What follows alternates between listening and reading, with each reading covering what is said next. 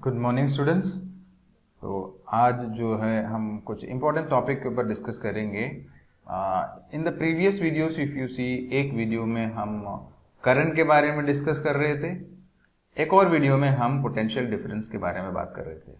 ठीक है, इस वीडियो में हम देखेंगे क्या इलेक्ट्रिक करंट जिनके बारे में हम डिस्कस किए एंड द पोटेंशियल डिफरेंस, ये दोनों के बीच में कोई रिलेशन है या नहीं। सिंपल।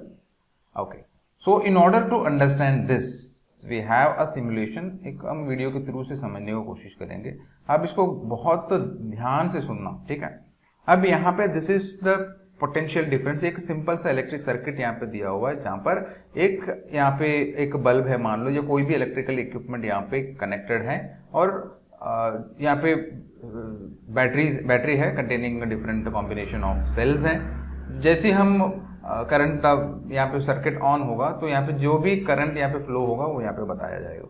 ठीक है, तो पोटेंशियल डिफरेंस को ज्यादा कम करने के लिए वी हैव राइट साइड यहाँ पे कुछ नॉब है। इंक्रीज करने पर पोटेंशियल डिफरेंस बढ़ेगा और कम करने पर पोटेंशियल डिफरेंस डिक्रीज होते जाएगा। And one more thing we can see here, R के बारे में हम देखेंगे विच इज कॉल्ड रेसिस्टेंस। तो इसका क्या रोल है इसके बारे में हम लाइवली डिस्कस करेंगे। सो आपको ध्यान देने वाली चीज है, इसको बढ़ाने पर इसके साइज में क्या चेंजेस आता है ये देखना है, एंड इसके अंदर के वाले जो पोर्शन है यहाँ पे जो ब्लैक ब्लैक डॉट्स दिखता है इसको ध्यान देना, और ये वाली वैल्यू जो है इसको ध्यान से देखेंगे।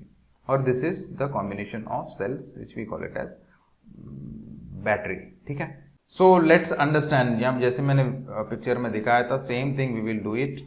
और यहाँ पे क्या है, ये सर्किट है, आप देख लेना। दिस इज पोटेंशियल डिफरेंस के, और मैं क्या करने वाला हूँ यहाँ पे 500 आर यहाँ पे आ गया। सो डिफॉल्ट वैल्यू यहाँ पे है मान लेते हैं। ठीक है, तो यहाँ पे 4.5 वोल्ट है, यानी ये पोटेंशियल डिफरेंस है। ठीक है, तो पोटेंशियल डिफरेंस 4.5 वोल्ट है। यहाँ पे देखो 3 सेल्स लगा हुआ है, हर एक सेल का 1.5 वोल्ट है, राइट। तो यहाँ पे 1.5 प्लस 1.5 प्लस 1.5 कितना हो जाता, तो यहाँ पे 4.5 volt which you can C over here.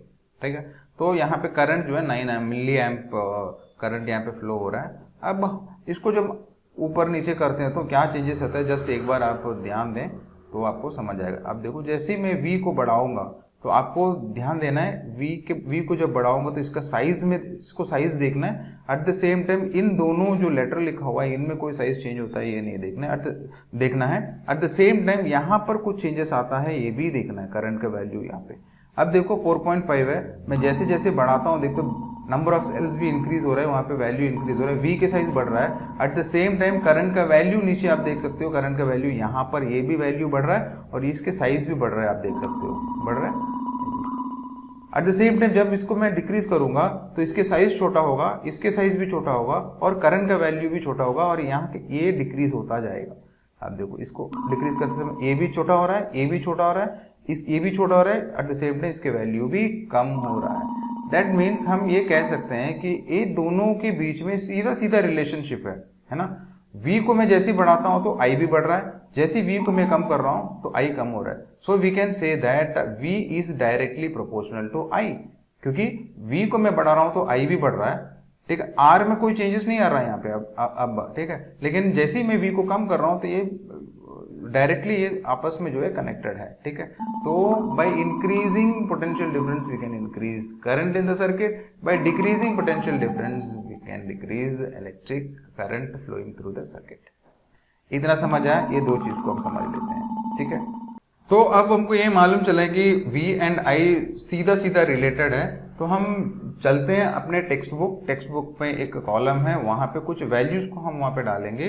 Then we'll see the table. यहाँ पे देख सकते हैं ये टेबल जो है, तो यहाँ पे नंबर ऑफ सेल्स दिया हुआ है 1 2 3 4 यहाँ पे डालेंगे। एट द सेम टाइम यहाँ पे देख सकते हो current through the nichrome wire. यहाँ पे निक्रोम वायर मतलब निकल एंड क्रोमियम वायर है। ठीक है, विच इज एन अलॉय।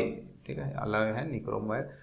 चलिए, अब करंट यहाँ पे कितना फ्लो होगा वो यहाँ पे लिखेंगे, देन पोटेंशियल डिफरेंस कितना है वो भी लिखेंगे, देन यहाँ पे V बाई I का वैल्यू भी हम यहाँ पे लिखेंगे। लेट्स सी इस वैल्यू को ड्रॉ करके कुछ हमको समझ आता है या कुछ कंक्लूजन निकलता है, नहीं हमको देखना है, तो हम लाइवली करेंगे यहाँ पे। तो अब हम स्ट्रेट अवे यहाँ पे एक सेल को यूज करेंगे। ठीक है, जब 1.5 वोल्ट यहाँ पे 1.5 वोल्ट यहाँ देख सकते हैं, जो 1.5 volt is the potential difference एक सेल को जब यूज करते हैं। नॉर्मली एक जो सेल होता है हम टॉर्च में सब यूज करते हैं, उस समय जो करंट का वैल्यू रहा 3 मिली एम्पियर। सेम चीज को हम यहाँ पे रिकॉर्ड कर लेते हैं, ठीक है। पोटेंशियल डिफरेंस जो है 1.5 वोल्ट रहा और यहाँ पे 3 मिली एम्पियर, ठीक है। सेकंड केस देखते हैं, इसको मैं सेकंड 2 सेल ऐड करता हूँ तो यहाँ पे कितना होगा, यहाँ पे 3, ठीक है। सो 2 सेल यहाँ पे ऐड हो चुका। 2 सेल जैसे ही मैंने ऐड किया, ठीक है, यानी 3 वोल्ट जैसे मैंने किया तो करंट का वैल्यू 6 मिली एम्पियर हो गया, राइट। तो यहाँ पे मैं क्या कर रहा हूँ, यहाँ पे 3 वोल्ट कर दिया मैंने, यहाँ पे 6 मिली एम्पियर आपको देख सकते हो। देन सेकेंड मैं एक और बार मैं इसको इंक्रीज कर लेता हूँ, इसको 4.5 में कर लेता हूँ। जैसे 3 सेल्स ऐड किया तो इसके साइज में भी चेंजेस आप साइड बाय साइड देख सकते हो। एंड यहाँ पे जो करंट है 9 मिली एम्पियर हो गया, तो मैं यहाँ पे कर लेता हूँ 4.5 वोल्ट, यहाँ पे सीधा सीधा 9 मिली एम्पियर हो गया। देन फोर्थ केस हम एक और सेल को ऐड कर देंगे, 6 सेल, सॉरी यहाँ पे तो 4 सेल को मैंने ऐड किया तो 12 मिली एम्प यहाँ पे आया। तो मैं यहाँ पे क्या करने वाला हूँ, तो यहाँ पे 6 वोल्ट मैंने जैसे ही किया तो यहाँ पे 12 मिली एम्प कर दिया है, ठीक है। So these are the values, ठीक है। डेटा हमको मिल चुका है, तो इस डेटा में से हमको कुछ कंक्लूजन मिलता है या नहीं देखना है, दैट इज मोर इम्पोर्टेंट। अब V बाई आई हमको निकालना है। V बाई आई मतलब यहाँ पे V एंड I तो सीधा सीधा यहाँ पे कम ज्यादा करने पर छोटा बड़ा होता है ना। तो अब हमको ये देखना है कि V बाई आई का वैल्यू में से हमको क्या मिलने वाला है। तो V बाई आई, तो यहाँ पे V बाई आई मतलब यहाँ पे क्या हो जाएगा, 1.5 volt divided by 3 milli ampere, है ना। तो विच इज इक्वल टू, इसको सॉल्व करेंगे तो क्या वैल्यू मिलेगा, 0.5 मिलेगा। आप एक बार करके देख लेना। सिमिलरली यहाँ पे इस वैल्यू को जब करेंगे तो 3 divided by 6, again the value will become 0.5। अब थर्ड वाले कैटेगरी अगर देखते हैं, 4.5 डिवाइडेड बाई 9 मिली एम्प, इसको अगर सॉल्व करते हैं again you will get 0.5। Then the last one 6 divided by 12 milli amp करेंगे ऐसे ही, तो यहाँ पे भी हमको मिलता है 0.5। तो in all the cases you can see V by I का वैल्यू जो है वो 0.5 ही है, which we call it as which remains constant throughout, है ना। तो सेम वे अब मैं जैसे इसको मैं बढ़ा रहा हूँ कम कर रहा हूँ, यहाँ देख सकते हो V एंड I का वैल्यू यहाँ पे चेंज हो रहा है, बट V बाई आई, यहाँ पे I नीचे आ जाएगा तो क्या हो जाएगा, V बाई आई हो जाएगा। V बाई आई जो है R का वैल्यू बिल्कुल भी चेंज नहीं हुआ, दैट मीन्स 500 यहाँ पे रहा। अब देखो ऊपर नीचे कर रहा हूँ, R का वैल्यू जो है बिल्कुल भी, R के साइज चेंज ही नहीं हो रहा, यहाँ पे वैल्यू भी चेंज नहीं हो रहा। So this is what this value indicates, ठीक है। अब अगर हम V और I का जो वैल्यू हमको मिला है,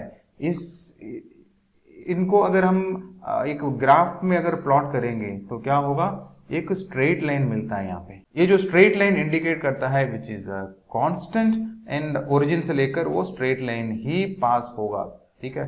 तो एग्जाम में भी पूछा जा सकता है कि V बाई आई क्यों स्ट्रेट लाइन मिल रहा है। So straight line in the graph indicates it is a constant. और ये पूरे एक्सपेरिमेंट, ये पूरे जो V और I के बीच में जो रिलेशन है, इसको कौन फाइंड आउट किया, it is a German physicist called George Simon Ohm ने फाइंड आउट किया। और इनके नाम से क्या है,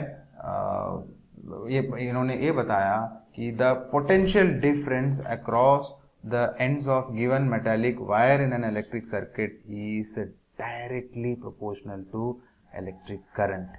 यानी ये जो पोटेंशियल डिफरेंस है और करंट, ये दोनों डायरेक्टली रिलेशन है। किसने बताया, जॉर्ज साइमन ओम ने बताया, ठीक है। प्रोवाइडेड उसके टेम्परेचर सेम होना चाहिए, and this is called Ohm's law.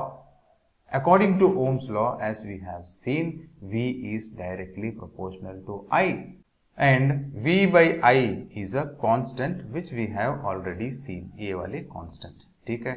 अब this constant is called resistance। ये वाली जो constant है जिसको हम कहेंगे resistance, बिल्कुल भी change नहीं हुआ था, ठीक है। So R is a constant for the given metallic wire at a given temperature, and it is called resistance.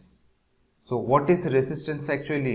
Resistance is, it is the property of a conductor or a material to resist the flow of charges through it.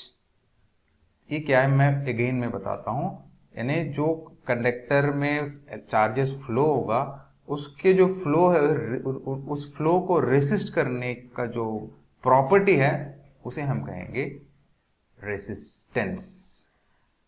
It's SI unit, उनके जो resistance की जो SI unit होगा it is ohm and it is represented by the Greek letter called omega. ठीक है, ऐसे होता है ओमेगा। ठीक है, so according to Ohm's law हमको ये क्लियर हो गया है कि R is equal to V by I. तो ये वाली इक्वेशन बहुत इंपॉर्टेंट है, because any of the two quantities from this equation is known, then the third quantity can be found out easily bye substituting the other values of other two quantities.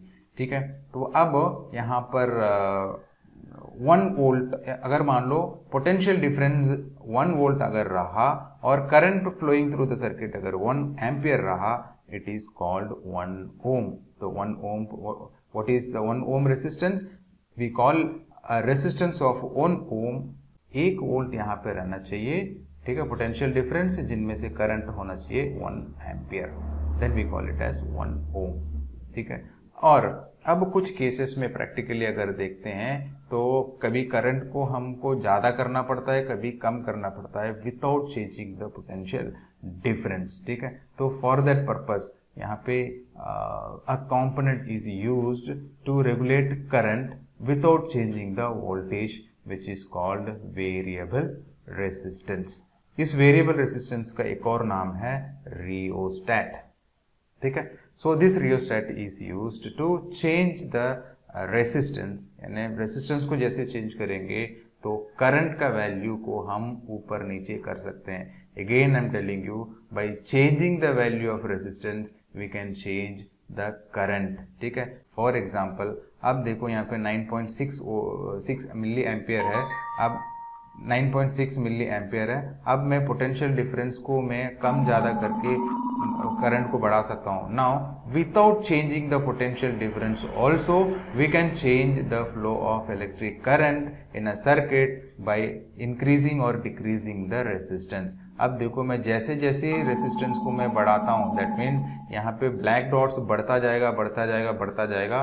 That means when this black dot increases then the free flow of charges will not happen.